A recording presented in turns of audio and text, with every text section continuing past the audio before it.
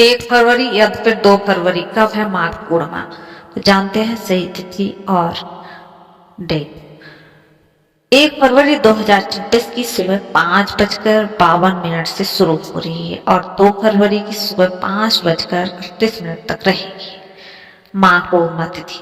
ऐसे में शास्त्रों के मुताबिक 1 फरवरी को ही माघ पूर्णिमा का स्नान और दान करना शुभ माना जाएगा, क्योंकि इस दिन सूर्योदय के समय पूर्णिमा तिथि विद्यमान रहेगी। चंद्रमा का उदय इस दिन शाम 5:23 पर होगा। स्नान दान के शुभ समय की बात करें तो पूर्णिमा के दिन स्नान और दान के ब्रह्म मुहूर्त को सबसे उत्तम माना गया है। 1 फरवरी को ब्रह्म मुहूर्त सुबह 5:24 से लेकर 6:17 तक रहेगा। माना जाता है कि इस समय किया गया स्नान विशेष पुण्य देता है। हालांकि इसके बाद भी स्नान किया जा सकता है, लेकिन धार्मिक दृष्टि से ब्रह्म मुहूर्त का महत्व सबसे अधिक माना गया है।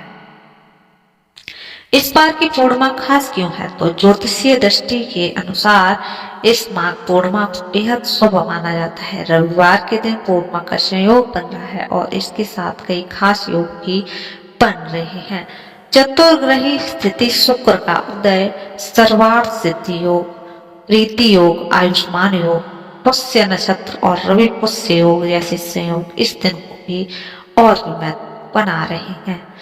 इन योगों के कारण इस दिन किए गए धार्मिक कार्यों को विशेष फलदायी माना जा रहा है। माघ पूर्णिमा पर क्या करें, तो परंपरा के अनुसार माघ पूर्णिमा के दिन सुबह ब्रह्म मुहूर्त में उठकर स्नान किया जाता है।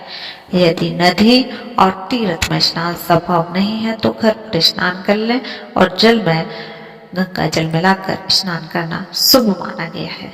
स्नान के बाद स्वच्छ वस्त्र धारण कर पूजा का संकल्प लिया जाता है।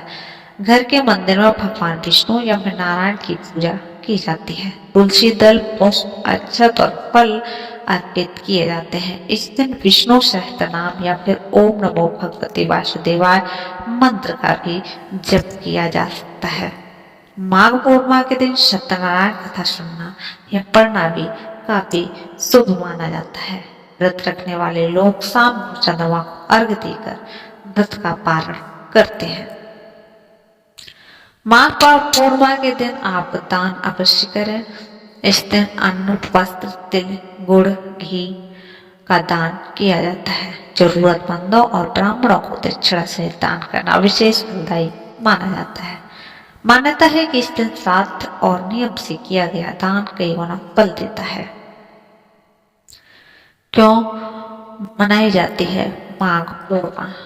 धार्मिक मान्यता के अनुसार माघ पूर्णिमा पर भगवान विष्णु की पूजा करने से व्यक्ति को जीवन के कष्टों से मुक्ति मिलती है। इस दिन किया गया स्नान और दान पापों से मुक्ति दिलाने वाला माना जाता है। यही वजह है कि माघ पूर्णिमा को माघी पूर्णिमा भी कहा जाता है। इसका विशेष धार्मिक